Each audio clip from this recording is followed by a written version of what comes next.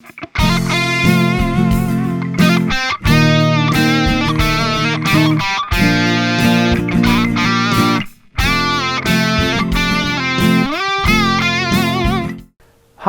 I'm Matt Chanway. In this video, we are going to look at the best way to learn a new scale and start using it in your playing. Now, I know I might face a little skepticism and even maybe a little shade for the video title, but in my years of playing and teaching, I've really found this method to work wonders for learning new scales, and it kind of flies in the face of a lot of the existing resources out there. Many folks practice scales by sort of robotically running up and down patterns up and down the neck. And I think the hope is that at some point, we're not sure when, that this tedious, almost mindless work is sort of just going to transform into great sounding guitar soloing. And really with this video, I'm hoping I can help steer your efforts in a bit more of a fruitful direction. Now, there are no secrets or hacks being discussed here. I'm merely just going to give you what I have personally found to be an ideal way of learning a new scale for the purpose of saying something musically with it, as opposed to learning a new scale strictly for the sake of just learning a new scale because scales are cool. We are going to learn and improvise with scales on a single string. Now, why would we do this? When we play scales strictly in an up and down pattern, we often get locked into simply memorizing patterns up and down the fretboard.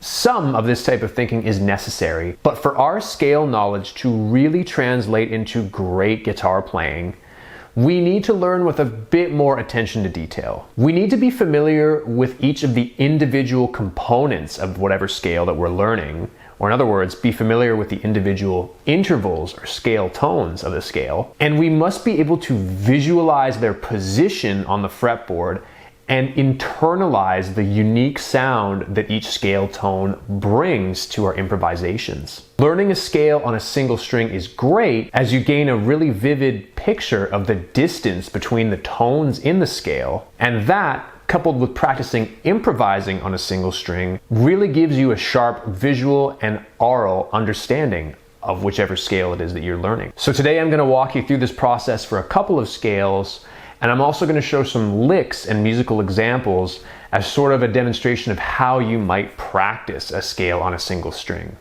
Remember that we generally are learning scales to play music. So we need our practicing to sound as musical as possible, and we need to spend as little time doing the mindless fretboard sort of meandering that practicing box patterns can do. Let's jump in, and I hope you enjoy. The first step is we have to take a scale and we have to arrange it on a single string. The simplest scale to do this with would just be the major scale. So I'm going to pick the G string as my string I'm going to work with, and I'm going to play the G major scale on that string. As you might know already, the formula for the major scale is whole, whole, half, whole, whole, whole, half. And how that would look on the G string is we would be playing the open string, of course, and that is our root note. And then from there, we would have the second fret, followed by the 4th fret, the 5th fret, 7th, 9th, 11th, and we would be back to the root note on the 12th fret. And scale tone-wise, we have a root, 2nd, 3rd, 4th, 5th, 6th, 7th, and root.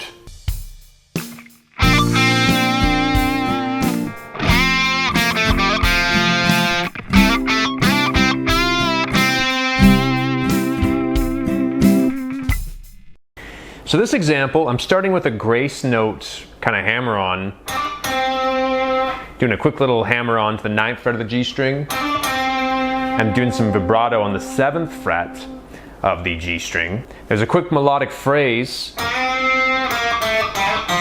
and what that is a bend, a whole step bend on the 5th fret of the G string, bending up to match the pitch of the 7th fret of the G string. 5, 4, and then there's a quick slide from 2 to 4, and I use my pick to chop the note, do some staccato, and I hit the open G string instead of a resolving note. The next little melodic phrase involves some slides from the 4th to the 5th fret to the 4th fret back, Then from the 7th and 9th frets on the same string, and a quick little bend doing on the 11th fret of the 3rd string, bending up a half step up to the root note, and landing on the 7th fret of the 3rd string.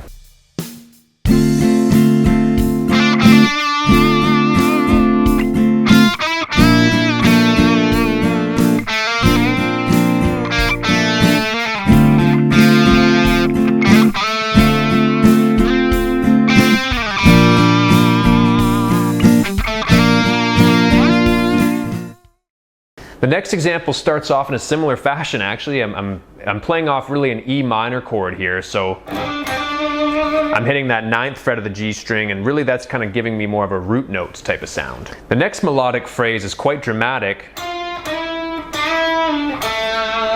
and what that is I'm hitting 12 on the G, I'm sliding into 11 on the G from the 10th fret.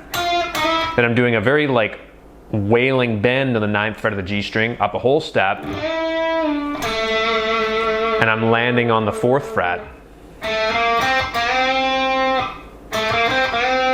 I'm going 4, 5, 7, bending up the 5th fret of the 3rd string. The next phrase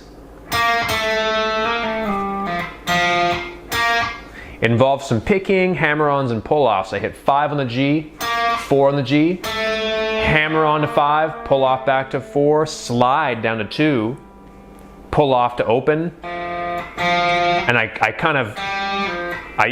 end the open G string note with my pick, and then I pick it again. It gives it kind of an interesting rhythm to finish the phrase off. I then do a little bit of a slide up to the 3rd note of the G major scale. I do 2 quick slides. So after I do the first slide, I mute the string and I slide again, let the note sustain, slide up to 7, and then down to 2. And to finish off, there's a little, to finish off the idea. I finish by sliding up to the 12th fret of the G string.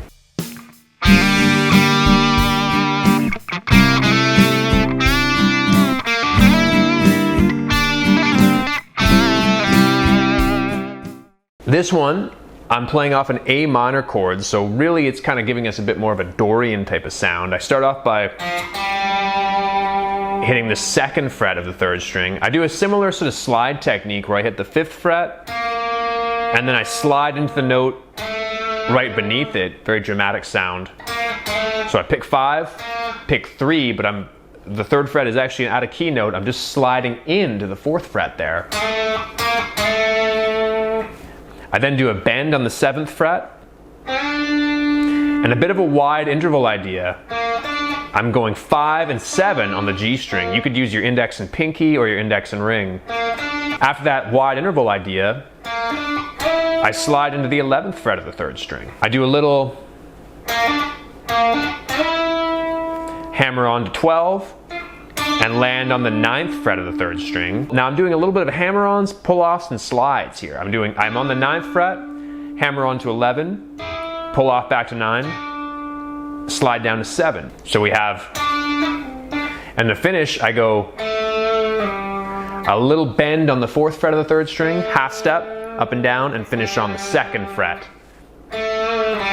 Finishing on the 2nd fret of the 3rd string. You can use this practice method for any scale that you learn. And just to drive that point home, I'm going to take our 7th, which we've been playing on the 11th fret of the G string, and I am just going to flatten the 7th. In other words, I'm going to move it down by a half step.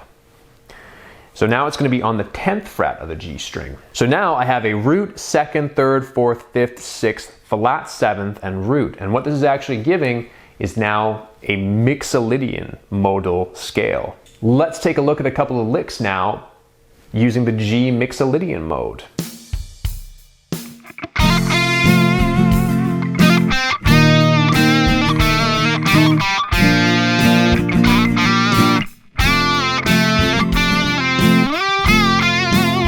In this one, I'm hammering on to the root note, the 12th fret, with a couple of quick grace notes. Continuing that grace note staccato idea by hammering on from 10 to 12, muting the string with my pick, and getting the 7th fret of the 3rd string. Got a half step bend on the 9th fret of the 3rd string, bringing that bend down, hitting the 7th fret of the 3rd string, hammering on from 7 to 9, and then landing on 4 on the 3rd string. I then do a hammer on to the 5th fret of the 3rd string, and finish the phrase. So that's me sliding from 2 to 4, muting the string, then doing 2, and then the open 3rd string. A similar phrase follows where I slide up from the 2nd fret, mute the string, and then pick the open string and hammer onto the 2nd fret. I then repeat a similar bent note phrase that I played earlier. That's bending the 7th fret of the 3rd string up a whole step, bringing it back down, and then hitting the 4th fret of the 3rd string. There's a quick little hammer on that sneaks in on the 5th fret of the 3rd string. I hit 9 and 7 on the 3rd string, and then slide up to the 14th fret.